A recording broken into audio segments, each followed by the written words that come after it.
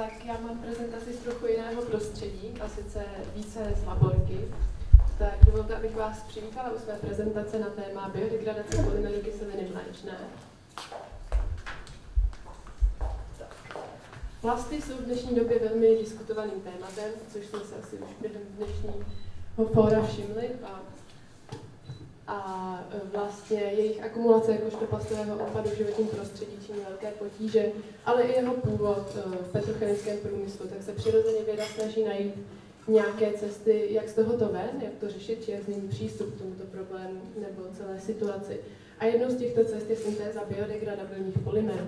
Takovým bioplastem je právě i polymer kyseliny mléčné, neboli PLA, který se získává z obnovitelných zdrojů, jako je například cukrová řepa, bramborový či kukuřičný škrob a další. Má široké využití, svůj potenciál má například v biomedicínských aplikacích, ale využívá se také v obalovém průmyslu nebo ve 3D tisku, což je dnes velmi populární obor a právě takový produkt z 3D tiskárny můžete vidět zde a rozkladem těchto produktů jsem se zabývala já, respektive biorozkladem. Nechala jsem tedy vytisknout několik vzorků v 3D tiskárně, která se lišily pouze barvou filamentu, jedna teda i výrobcem. Měla jsem žluté, šedé, zelené a červené filamenty a následně jsem na agarová média nakultivovala nejrůznější mikroorganismy a plísně, bakterie a podobně. A jednotlivé vzorky jsem právě vystavila těmto mikroorganismům a jejich činnosti a pomocí pozorování hmotnostních úbytků jednotlivých vzorků jsem zaznamenávala tedy účinnost té biodegradace. A vzhledem k tomu, že mezi jednotlivými filamenty, těmi barevnými vzorky, byly velké rozdíly v hmotnostních úbytcích, jsem usoudila, že jsou zde velké rozdíly i ve složení, což bylo trošku v křížku s bezpečnostními listy. Tudíž jsem požádala výrobce o podrobnosti o složení, ale odmítl mi je poskytnout. Tak jsem neváhala a vlastně udělala jsem zpětnou analýzu složení pomocí několika různých metod, jako NMR, infračervená spektroskopie, termogravimetrická analýza a další. Nyní tedy k hmotnostním úbytkům. Výška sloupce značí hmotnostní úbytek, barva značí typ zvoleného filamentu. Můžeme si povšimnout, že nejvíce se rozkládalo zelené PLA a nejvíce naopak činnost mikroorganismů inhibovalo žluté a šedé PLA. Následně si lze všimnout, že Bacillus subtilis a Agrobio aktivátor Septicus Septishock byl největší žrout, což se dá samozřejmě předpokládat, že Septishock má všechny potřebné enzymy k rozkladu těchto polymerů, biopolymerů. Ovšem během tohoto procesu bylo možné pozorovat také vizuální změny jednotlivých vzorků. A sice zde tedy vidíte ty tištěné vzorky a ty vlevo jsou vždy vystaveny plísním, uprostřed bakteriím a vpravo je slepý vzorek.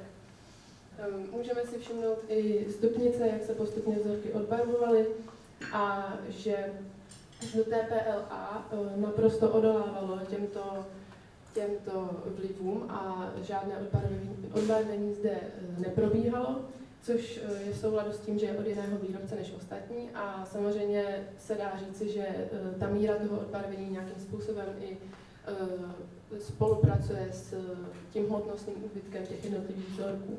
Vzhledem k těmto rozdílům jsem se tedy rozhodla sáhnout po FTIRu, neboli infračervené spektroskopii. PLA kelímek zde nahoře, tak vlastně má značit čisté PLA jako srovnávací spektrum na FTIRu a následně se lze všimnout, že veškerá spektra se víceméně neliší až na žluté spektrum, kde se při zhruba 1600 vyskytuje pík, který je velmi dominantní a u ostatních PLA se nevyskytuje a následně také vibrace typické pro metylové skupiny.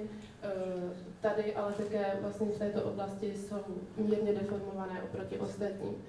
Je zde tedy nějaká složka, která tam dle bezpečnostních listů nemá tak úplně býti a hlavně oproti ostatním samozřejmě se to liší. Následně jsem tedy provedla NMR a horní část značí veškeré vzorky, které se vůbec nelišily v těch jednotlivých výsledcích a dole vlastně jediné to žluté PLA opět se liší významně, kde si můžeme povšimnout, že signál při 4,8 ppm zhruba je velmi dominantní a vyskytuje se pouze u žlutého PLA.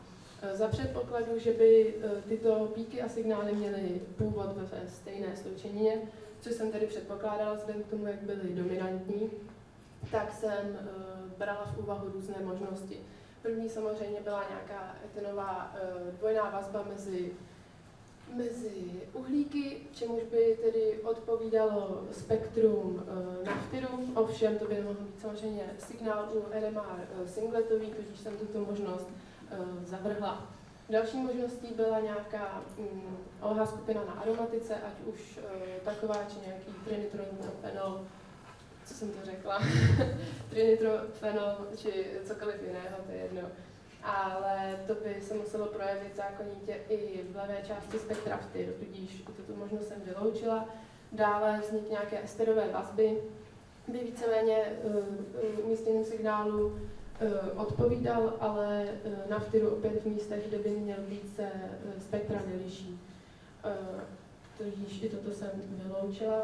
Následně by se mohlo jednat o nějaký kopolymer, ovšem na základě literární rešerše není to úplně jednoduché dohledat nejrůznější možnosti jednotlivých spekter kopolymerů, ale nenašla jsem žádnou shodu a následně jsem také prováděla termogravimetrickou analýzu, kde bych předpokládala, že to si ukážeme tedy později, že by ta křivka prozradila přítomnost takového kopolymeru, což se nestalo. A dále přítomnost nějaké funkční skupiny na bázi dusíku nebo aminové skupiny by odpovídala umístěním jednotlivých píků i signálů, ovšem následně jsem pro jistotu provedla CHN analýzu, kde byl dusík pomezí detekce. Tudíž se tedy nepodařilo identifikovat neznámou složku v jednotlivých, vlastně v tom žlutém PLA, které jediné nepodléhalo tomu odbarvení a předpokládala jsem, že působí i nějakým způsobem cytotoxicky pro mikroorganismy, jelikož vlastně nedegradovalo, na rozdíl od ostatních téměř vůbec. Následně ICP-MS analýza odkryla různé rozdíly v prvkovém složení jednotlivých vzorků a sice můžeme si všimnout, že hořčík je vlastně u žlutého PLA výrazně snížen, avšak antimon je zde nabývá vyšších hodnot, což docela souvisí nebo může, protože samozřejmě hořčíku se využívá jakožto retardantu hoření a za použití antimonu vlastně dosáhnete synergického efektu, který snižuje přítomnost těch retardantů hoření. Takže to může souviset. Dále ty ostatní prvky většina se využívá jako katalyzátory, takže předpokládám, že původ mají v katalyzátorech při polymerizaci kyseliny mléčné. A co je ještě velmi zajímavé, je, že zde je vyšší obsah titanu, stejně jako v té šedé, což jsou právě dva vzorky, které nejhůře degradovaly. A brala jsem v úvahu i možnost, že oxid titaničitý se využívá vlastně jako aditivum do polymeru a může nějakým způsobem taky cytotoxicky působit na mikroorganismy, ovšem za určitých podmínek. Tak, termogravimetrická analýza tedy asi není úplně potřeba dlouze komentovat. Poukázala bych na tuto křivku, kde jsem očekávala, že by se mohl projevit přítomnost nějakého kopolymeru, že by vlastně byla tedy spíše schodkovitá, což se nestalo, tudíž jsem tuto možnost zavrhla. V závěru bych ráda podotkla, že samozřejmě syntéza biodegradabilních materiálů je velmi atraktivní, ale je otázka, jestli s naší infrastrukturou a podobně to má nějaký smysl, jestli opravdu se každý musí na ty váhy položit sám, zda biodegradabilní materiály a nebo nějaké třeba kvalitnější plasty z petrochemického průmyslu, které ještě můžou podléhat recyklaci a podobně. Je to asi těžké to nějakým způsobem vybalancovat a je to pro nás stále ještě dosti neprobádané. Následně bych ráda poděkovala svému vedoucímu maturitní práce, doktoru Milanu Šmídlovi a doktorům Vrtochovi a Šíchovi za umožnění měření na jednotlivých přístrojích a také panu inženýru Slavomírovi Adamcovi za pomoc s měřením na ICP-MS. A to je za mě vše. Děkuji.